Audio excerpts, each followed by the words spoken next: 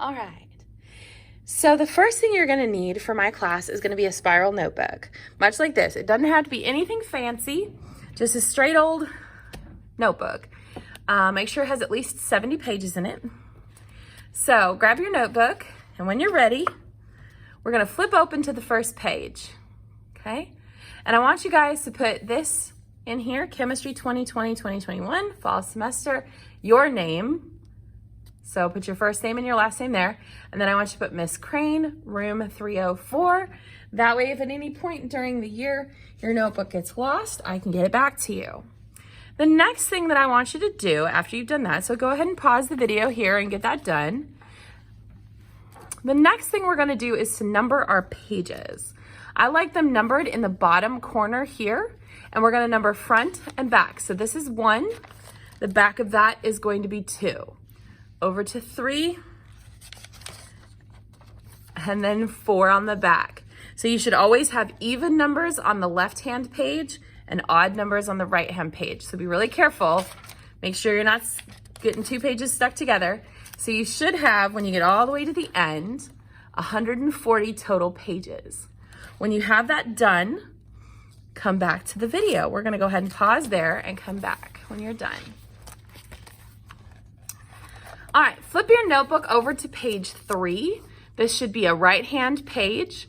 We've left page 2 blank on purpose. We're gonna do something with page 2 later. So at the top of page 3, I wanna talk about my expectations for your notes. You're gonna be doing a lot of working on your own, and so I wanna make sure that you know what it is that I expect of you when you are working on your own. So we're gonna start by putting a heading on our paper. This is the same heading. I will expect to see the same things every time. First of all, you're gonna put your name in the top right corner. So I'm gonna put Laura Crane. Then you're gonna put the date. So for this, it's gonna be 8/24/2020. The heading for this is going to be expectations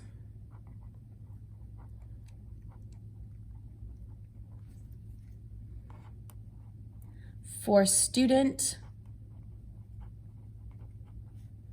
note-taking.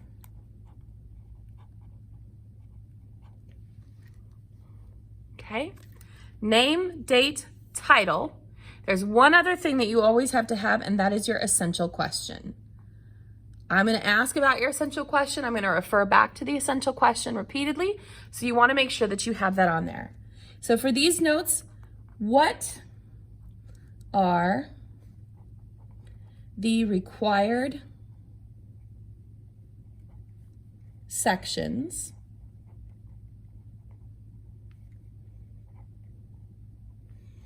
for note-taking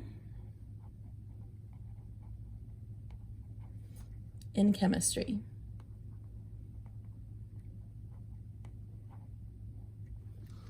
So this is what I will expect to see in your notes. And I'm gonna do my notes for you the way I want yours to look when you're done. So we're gonna start with a heading for our first topic. Our first topic is how you structure your notes.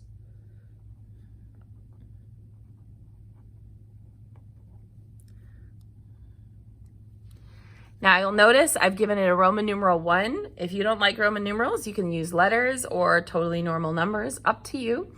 But I do want to see a number and then the header, okay? So each section or major chunk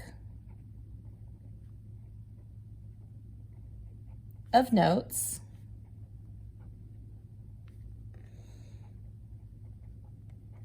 should have a heading.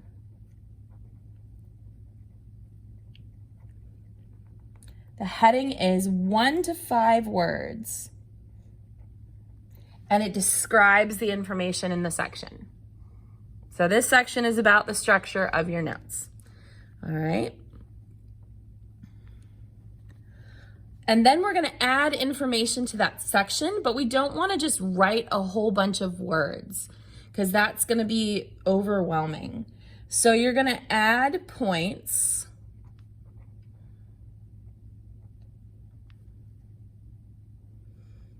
indented, which means to go in a little bit. See how structure starts way out here by the red line, but then I've gone in a little bit to make my bullets. Okay, so we're gonna add our bullets indented, and you wanna be brief. Don't put a lot of words, okay?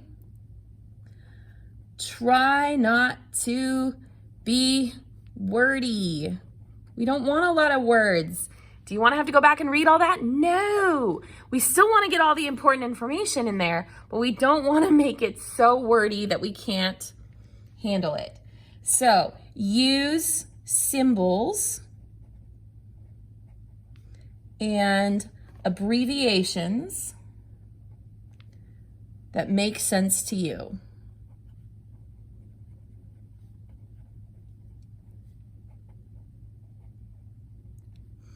And then separate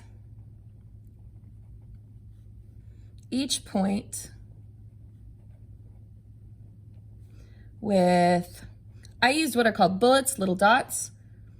You can use bullets, you can use dashes, or you can just use a number. Okay? But some way of delineating that each one of these is its own idea. All right, part 2. So I'm going to make a new heading for this new section. We're going to talk about what's important to write down.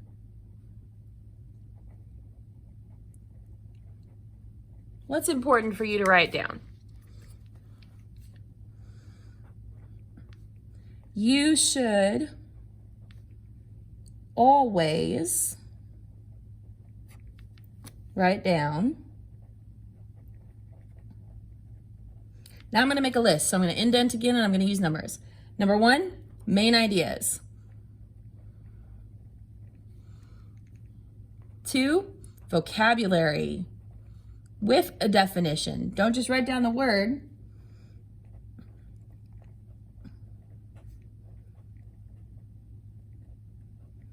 Make sure you can write down what that word means. It might make sense to you as you're doing it, but when you come back to it later, you might not remember what it was supposed to mean. So always write down a definition. And then really important, if I do any examples, those are so important. Don't skip the examples because the example problems are going to be similar to what you encounter in your assignment. And if you have the examples in your notes, you can refer back to them later. And then you can add pictures or diagrams when it's appropriate.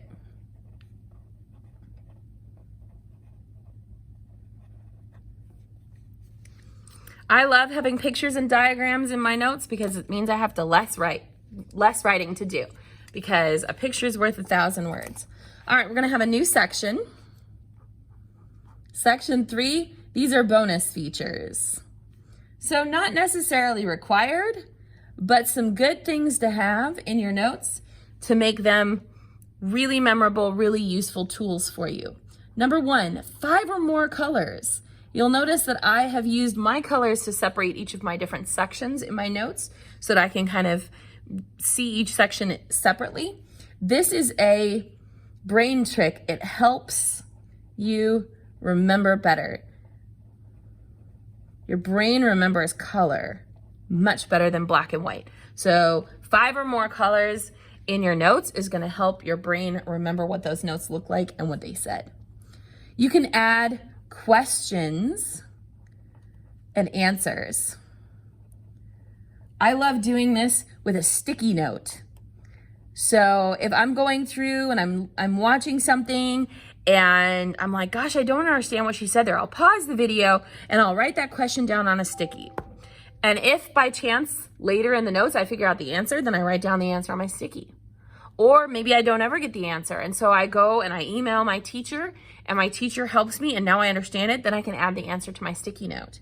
And that's going to be a really helpful study tool because you'll be able to go back to it and go, oh yeah, this is that one thing I didn't remember that I need to make sure I keep track of. And then the last thing is, are you able to add